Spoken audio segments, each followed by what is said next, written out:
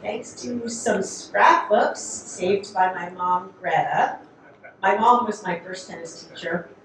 I have some dusty news clippings from the early 1980s. In one photo, the Cherry Hill East tennis teams were awarding a plaque to the Cherry Hill Town Council in appreciation for support in the building of 5 new tennis courts right next to the high school. A very, very young Coach Dave Cole appears in that photo. I showed him earlier today, as do I. And back in those days, finding tennis court availability was kind of like nabbing Taylor Swift concert tickets today. So having new courts that were only steps away from the high school was a major boost. It's wonderful to be here today for this induction ceremony and to share the experience with so many impressive inductees. Thank you to Mr. B and the Hall of Fame Committee for the honor. There are 19 of us today at tables 12 and 14, family and dear friends. We even have a rental bus coming to drive us around to our old stomping grounds with a bunch of our kid cousins along. We've got Alexis, Emma, Gabe, Brian, Connor, Avery, Elsie, Matt, and Katie. Some things have changed, and some remain the same. Back in high school, I used to beat my brother Richie in tennis, and now he is much better than I am, as is our cousin Stevie.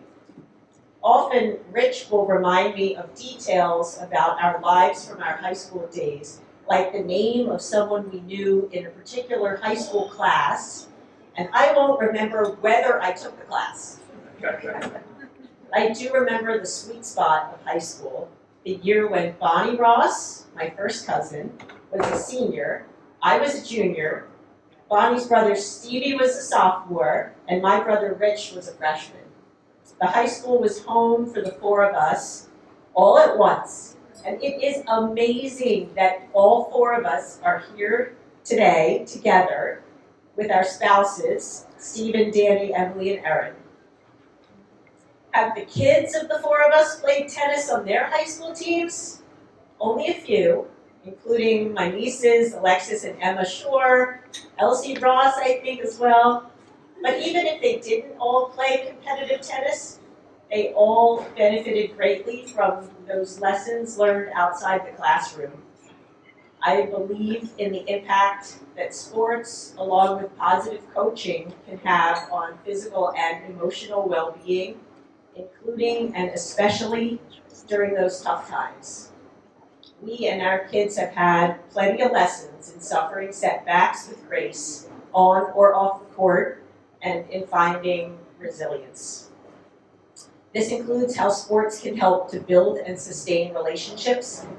Without our shared love of sports, I wonder whether Lisa Sherman and I would have become lifelong friends, all beginning in the days when we used to meet up to jog around the block in Woodcrest. And I wonder whether Lisa, who played basketball at East, would have met her husband Peter, who was a decorated decathlete. And for me, I had the chance to marry my husband Danny, who also loves sports, and to find new communities of friends while cheering our kids on. My dad, Bob, didn't play any sports as a child, but he was a beloved cheerleader and faculty advisor to the International Student Soccer Club at NYU Dental School, and they retired his jersey when he passed away 11 years ago.